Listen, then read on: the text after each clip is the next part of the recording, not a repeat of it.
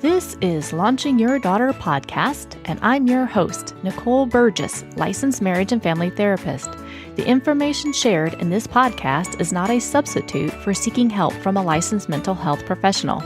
Now, here is today's episode. Episode 72. Well, welcome, and thank you for tuning in for today's episode. Before I share my discussion with Stuart today, I want to remind you, you can go out to launchingyourdaughter.com and you can sign up for the newsletter that is there. And remember, I now offer life coaching for women, and I also do parent coaching as well. So if you're interested in getting some support, please check that out. Here is today's episode. Well, welcome everybody. I'm so excited because today my guest is Stuart Fensterheim. He is a licensed clinical social worker, a huge blogger, author, and a podcast host. He is located in Scottsdale, Arizona. Stuart is a couples expert, which means he works with couples having difficulty feeling close and connected to one another. He assists them in finding ways to deepen their relationship by understanding and sharing what each person needs in the relationship. In today's episode, we're going to talk about a kind of a difficult topic, which is divorce, and how parents can navigate this with their teens. So, Stuart, thank you so much for being on today, and I'm looking forward to you sharing some of your expertise regarding couples and divorce and how to navigate this. Well, thank you for having me. I'm excited. It's always fun to be on a show with someone else who's also a podcaster, being a podcaster myself, because it can feel really sort of separate and sort of where you're just sitting there with your mic, and to have another podcaster who I've met in a number of situations. We met online, and we've also did the podcast movement together. It's really fun because I think being a podcaster and sending a message out, and your message is so wonderful about launching your daughter, that I think it just makes everything more fun and just, you know, if you're going to talk about some very important topics, why not have fun with it? Yes, absolutely. Well, I would love it if you would share just a little bit with the audience, like what got you into really honing in on or working with couples? What got you into this work?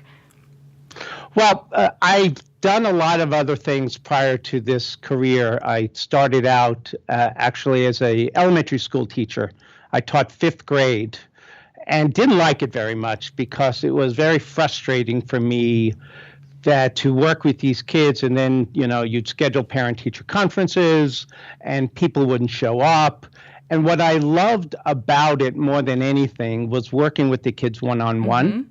And so after really doing some sort of soul searching, decided to leave teaching and go into the business area. And I actually was a manager of a McDonald's. Oh, wow. And in Maryland, and did that for a while. But I like to tell the story of the day that I overslept and coming to the store at about 4:30, 5 o'clock, and having a line of people around the block waiting for their Egg McMuffin. Come on already, get up. Deciding that lifestyle may not be for me. So I really stood back and began to think about what do I like about the things that I've done in my life. And it really was working with people. The McDonald's, it was talking with the 16-year-old kids, teaching was doing that. And I wasn't a great student, quite honestly, so I was dreading the GREs and found out that doing social work, you didn't have to do the GREs, you did Miller's Analogy. So I went into social work more for that reason. But then as I sort of began to reflect on my life, what I really became passionate about more than anything was my parents went through a divorce when I was about 8. And I recall very clearly, I have this image in my head of my dad lying on the couch in the front room of our home as this was all unfolding, with his hand over his head. And my dad was not a very emotional guy. At least he wouldn't exhibit a lot of that. And to see that kind of anguish on his face, and then to see my mom's pain, I really began to say, I want to do something that alleviates that kind of pain from people. Wow. And couples counseling has been such a godsend in so many ways for me, both personally and professionally. And the kind of couples work that I do now, which is something called emotionally focused therapy, is really something that's about helping couples see that what matters more than anything is the emotional connection. Mm-hmm. And that if you feel emotionally connected to a partner, you could really accomplish almost anything. And that's why I think both personally and professionally, I'm excited every day to wake up, go into my office. As you and I were sort of joking about, we're doing this at 7:30 a.m. Arizona time. Mm-hmm. And it's not a burden. Yeah. It's so exciting to be able to talk about something that can really change our world. And sometimes I get on a soapbox with this, but I really do believe that as a couples counselor, if you can really impact the couple, it's sort of like multi-level marketing. It's like if you change one couple at a time, their children see that, your grandchildren, great-grandchildren, and what will that do to our world to have all people never feeling alone? I so go along with that mindset. And that's what I talk about a lot with the parents that I work with. It's when you start to change some of those either past belief systems in the parents, the couples really start to get connected. It starts to shift that with their children, and then the next family line begins to change. And you and I both know that not every marriage or partnership is going to work out, but there's ways to be able to manage this in a more, less conflictual type of manner when a divorce is impending, or when they've decided like, okay, this isn't going to work. And no matter what, I know sometimes parents, they're like, oh, but I don't want to hurt my kids. It's like, well, they're going to experience their own emotions, but same thing with the parents. I mean, divorce can be painful for everybody that's involved in that. And I know you really work with trying to get people to that emotional connection piece and see how they can thrive in that. So how do you, help navigate some of the couples that come in, the parents that come in and like, okay, we're not sure this is going to work? What are some of the things that you, do to kind of help them navigate it? And then what are some tips that you help them share then, like with their teenage daughters or their daughters in general, their kids, in when that divorce is coming? Well, one of the things I want to sort of really send a very clear message here, and I really believe this very stronger. I think we can eliminate divorce. And I think the biggest problem, and I want to be very clear about this, I think the reason divorce is as frequent as it is for one and only one reason. People give up. Yeah. And I'm talking not about situations where we're talking about a heavy problem like substance abuse or domestic violence. In this dialogue, I think we need to talk about something totally separate from that.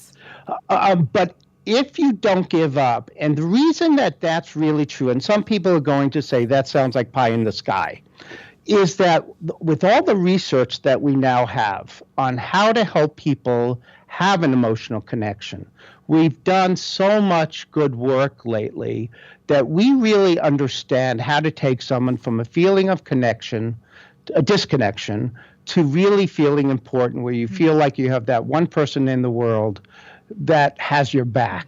The problem is there's so many relationship injuries that have occurred for a lot of people. So what happens is they just say, I'm just done. I'm not willing to put any more energy into this, even if you can show me that there is a route to be connected again. I'm just finished. And it's really, really, really sad, but I'm a realist. So Stuart, I want to pause just for a second. Go back. What do you mean by a relationship injury? I know what you mean, but would you mind sharing what you mean by that to our listeners? Sure. if we talk about something, and I think probably the most obvious one will be something like an affair. Mm-hmm. If you have someone that's had an affair, that is a deep wound.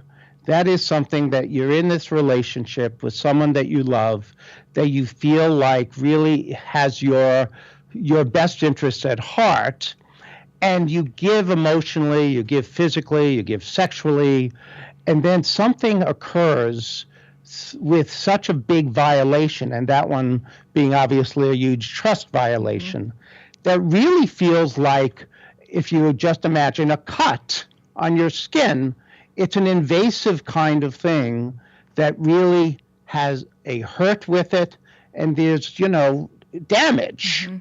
That is a relationship injury. Okay, thank you. That is an injury to the foundation of the relationship. And what we know is that we can come back from things like that, mm-hmm. that if both people come at this together. But your question is really more about, okay, so, you've done that work, and just the decision is, we're, for whatever reason, one or both say, we just can't continue in this relationship. Mm-hmm. It's incredibly sad. And then you have children involved. Mm-hmm. Your question is really, repeat your question for me one more time. How do the parents really navigate this? And more coming from that viewpoint, again, from where I work, it's more of how do they then help navigate this with their daughters or with their children? What are some of the tips that the parents can use to explain what the divorce, or what is a divorce, or what's going to happen in their world, their children's lives?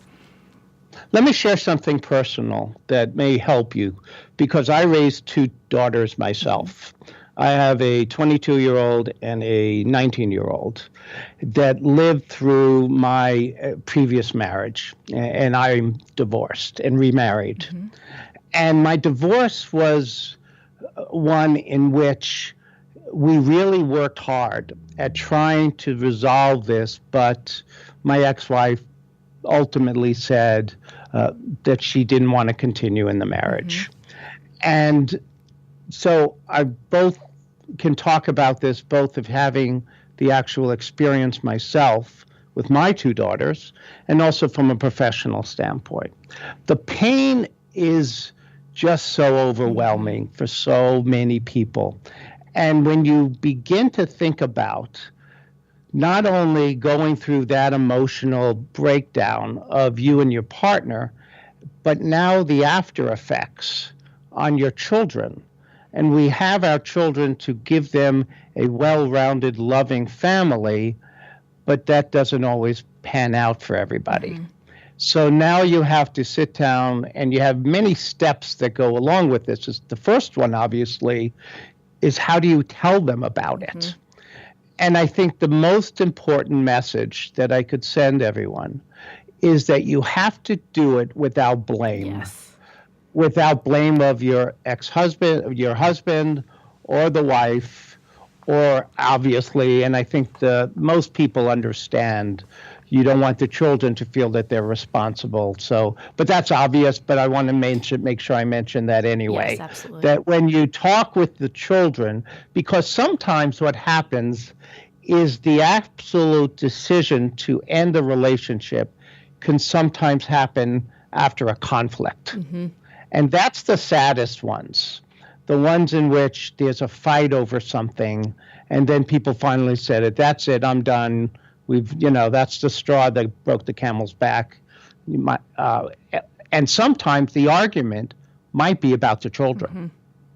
And if that happens, there's so many ripple effects to the kids. So I think the first rule of thumb is you don't want the children to have any feel of any responsibility for what's happening with the adults in the home. And the other overall message is, depending on the age of the child, will determine how much information you share. Yes. If you have a very young child, for example, what you want to do is basically just lay out the basic facts of what's happening. Dad is going to be living elsewhere. Mommy and daddy aren't going to be living together. And we're not going to be a family. You're now going to have two families. You're going to have one family that's mom and the kids, and the second family of dad and the kids. Now, what I highly recommend for folks, before you talk with the kids, the two of you need to have a conversation and work out logistics, so that what you're doing is not just saying, oh, by the way, we're getting divorced and we'll get back to you on what's going to happen. You want to have those adult dialogues with each other, having it at least temporarily worked out. You may not have all the things worked out. So you can sit down with the kids, depending on their age again, and how much you share, but you're going to be able to tell them both that mom and dad are not going to be together, when you're going to see dad, when you're going to see mom, who you're going to live with, and all the different things, such as if you're going to move into an apartment, being able to show them where the apartment is. As much as you can give the facts, the better. People need that. What happens quite often is kids are not at a place where they even have a lot of questions right away. We have to remember they're going through a really incredibly emotionally shocking experience for the most part. So you want to also leave the door open to further dialogues, but you want to give them enough so they understand just what's happening. You also, the other caveat is you don't want to give more information that's being asked. If, obviously the kids are going to be asking, so why? What's going on? And you have to have, if you can have an agreed upon answer to that question, the better. And then the next question is, that often comes up, is should we tell them together or separately? I think it's always best to do that together. However, if there's a lot of anger going on between the two of you, and you're not able to have a common agreement on the message that we're going to give the kids, then I would highly recommend doing that separately. Yeah, that's exactly what I would tell the parents that I work with. It's like, it's best if you can do it together, but if there's anger and other things going on, then as long as you both have similar messages or really close messages to the same thing, it's okay to do it separately. But yeah, those are really good tips for parents. And I love the reminder, it's sticking to the facts. And it truly does depend upon that age group, that kids, and teenagers, they're going to have different questions that come up over time because they can be overwhelmed with just this new information. And I talk a lot with the kids that I work with, or the teens, over the years about, it's like their world just got turned upside down.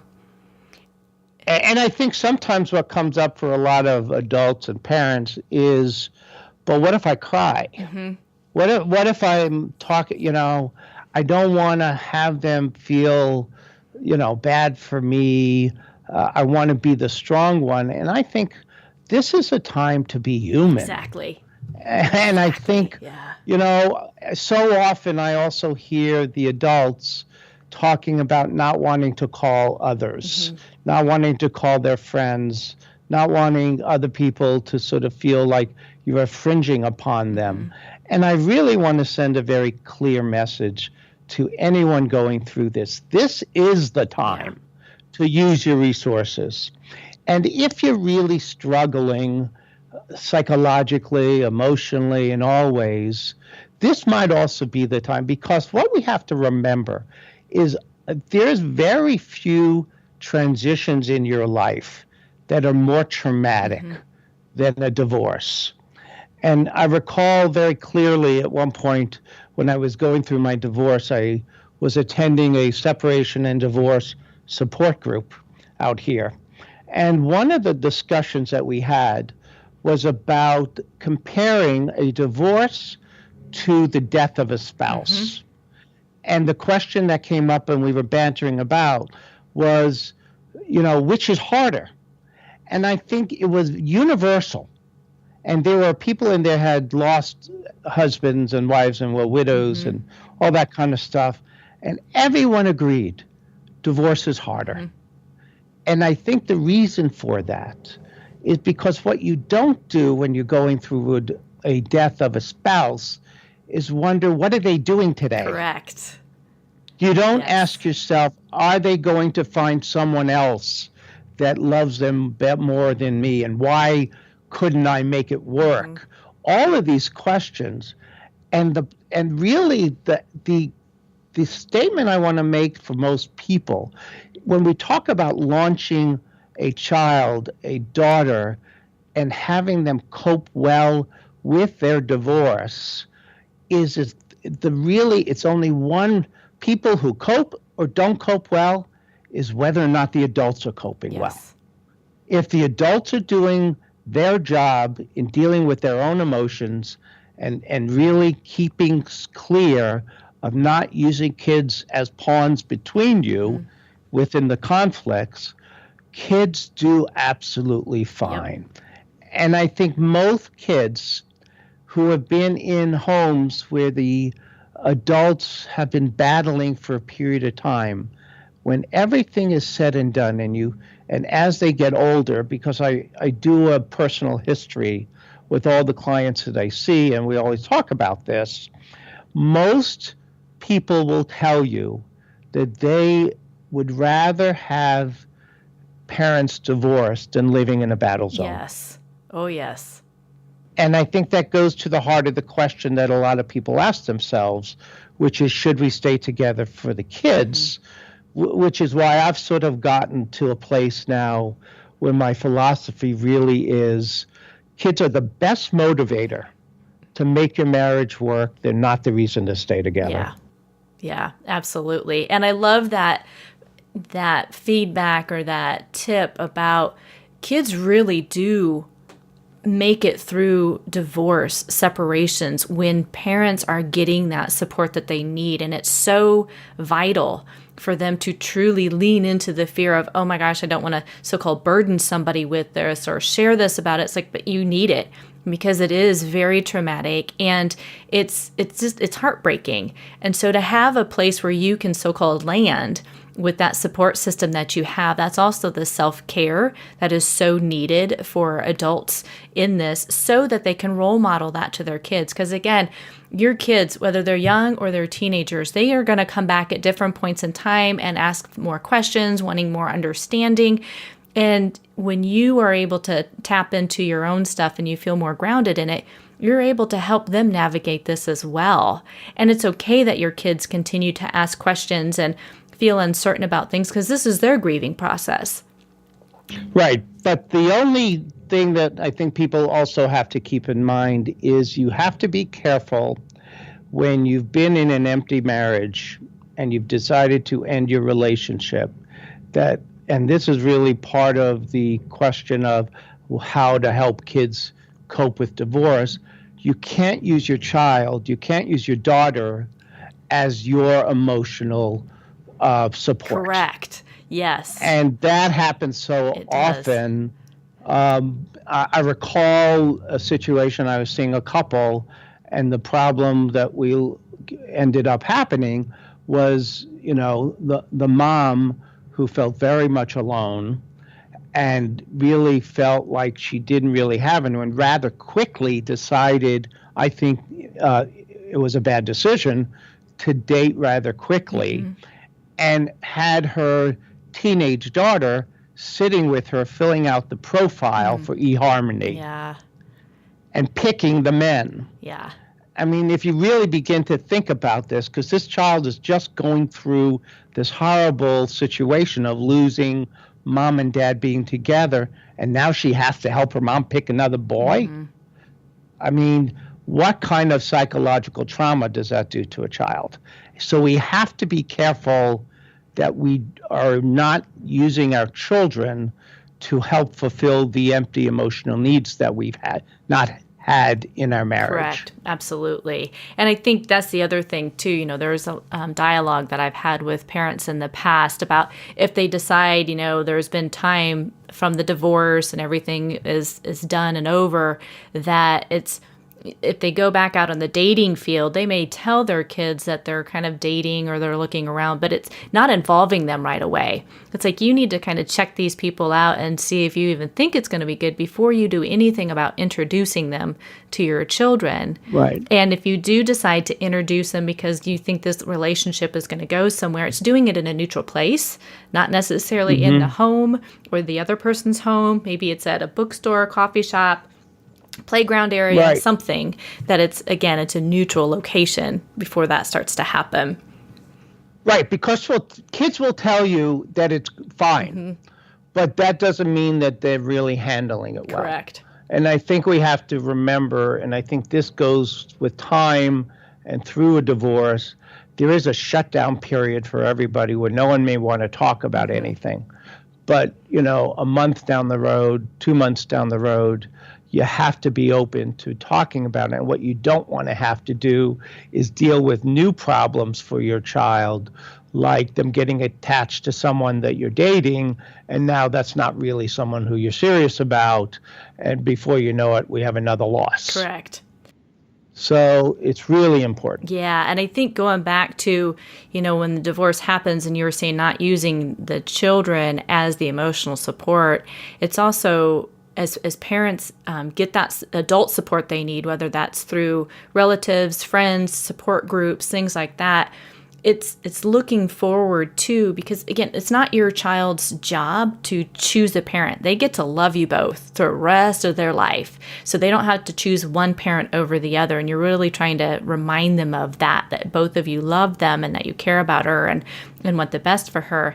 And it's being able to let her know that there's going to be, more kind of challenges or maybe some more grief that comes up regarding holidays or other rituals or summer breaks, things like that. So you're still there, you're open to talking about her concerns, her worries, her frustrations, and then both parents being able to navigate that with her as she keeps growing up.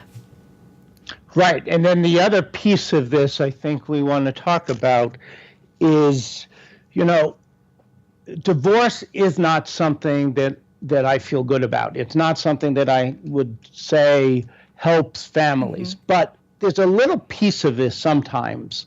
And I think what's interesting, particularly about fathers and daughters, is that sometimes when you're in a marriage that's not working, emotionally as the father, it's really emotionally draining because you're struggling with your relationship with your partner, and typically that sort of has a ricochet effect sometimes on your parenting and the relationship with your daughters.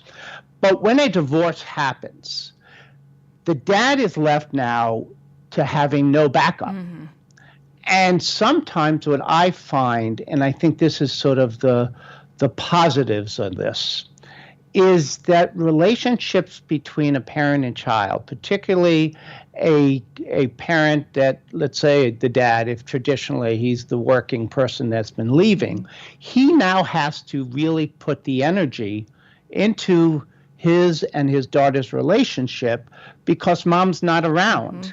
And that the relationship between the father and daughter blossom because of it. Yeah. And sometimes that's so crazy making for the other parent because they begin to say, why couldn't that be when we were together?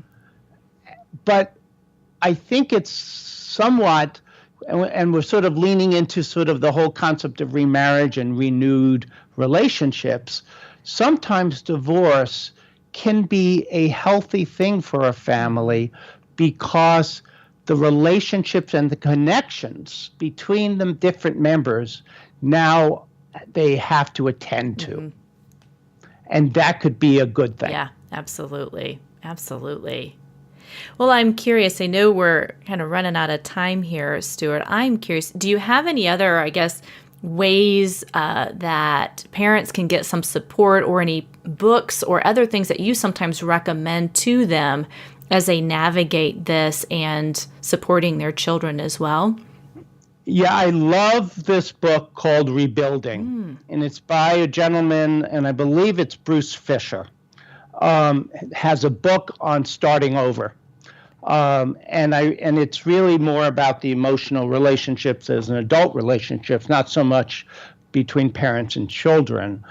But the other piece here is I think divorce is one of the traumas where people don't attend to it in a way to help you end your marriage, because the legal divorce, you're not divorced if you get just legally divorced.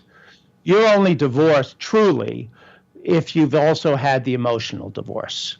And so often the starting over and starting new is a challenge. And, we know the statistics are out there that remarriage has a very high divorce rate. And I think the reason for that is most people haven't done the work. And I've been jokingly talking about this as a relationship autopsy, where you really begin to. You like that? I like it a lot. Very, I like very fitting. Where you really reflect on not what did your partner do that made the things didn't work, because obviously most people are able to look outwardly, but you have to look inwardly and say, what didn't I do? I think the reason my marriage right now is the best marriage that I know is because I have done that work. And what I recognize more than anything for myself, what I did not do is acknowledge the small stuff. Yeah. I didn't turn to my partner when she cooks me a meal after I work all day and I come home, and then she makes dinner for us, which she would do anyway. And from her perspective, it's like, why are you saying anything about this? I'm just doing what I always do. And I say, no, you're not. Yeah. You're doing it because you love me. You're doing it because I matter to you. You're doing it because there's no one in that you wouldn't wait up till 8 o'clock at night, because I've got clients sometimes late, to have dinner with someone. The only reason you do that is because we're important. And when you begin to acknowledge those small things, magic happens. Yes. And that's really the rebuilding and the really ending your marriage. Your marriage is not over until you've done that work. And so often people don't do their part by seeking a counselor, by going to a support group, by reading these books. And it's such a tragedy because life can be beautiful. Absolutely. If you do the things you need to do to make sure you have that emotional connection, because that's where beauty starts.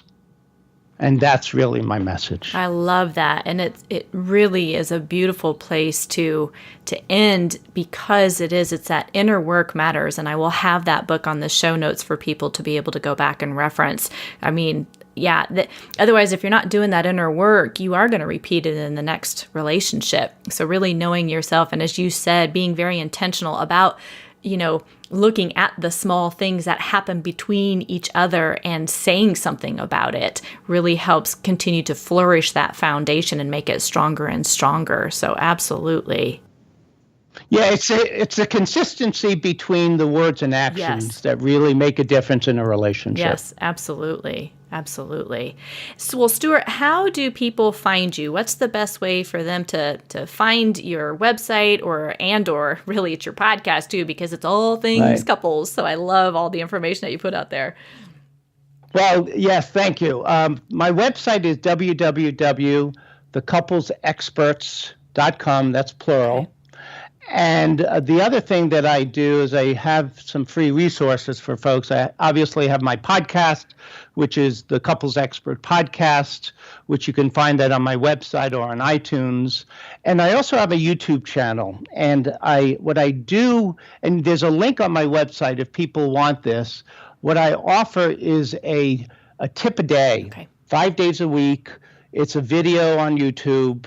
And what you receive is a 2 to 3 minute video in which people get tips of what they can do today to make their relationship special. So it's also the Couples Expert YouTube channel. So awesome. Those are and obviously my blog on the website. Yes, awesome. Well, I will put that information on the show notes. And you truly are just a wealth of information. And I love the intention that you bring to the couples counseling. It's like there are ways to heal. There really are ways to feel more emotionally connected with the techniques that you use and just supporting the couples when they come into your office. So thank you again for sharing your knowledge and your expertise. And I hope that all of our listeners have found this helpful as well today. So thank you. Me too. And if people would like to send me an email or something, you could do that. And you could just send it to podcast@thecouplesexperts.com. Excellent. Well, thank you, Stuart. I really appreciate it. Thanks, Nicole. Well, thank you again for tuning in. I hope you enjoyed this information and the wealth of information that Stuart has for all the work that he has done, both in his personal life, but also the professional life and what he offers couples. Remember, you can go out to launchingyourdaughter.com and you can sign up for my newsletter or check out the coaching services that I now offer. Thanks again. Thank you for listening to Launching Your Daughter with Nicole Burgess, licensed marriage and family therapist. For more information or to stay up to date, go to launchingyourdaughter.com. You can sign up for my email list or join my Facebook group. Thank you.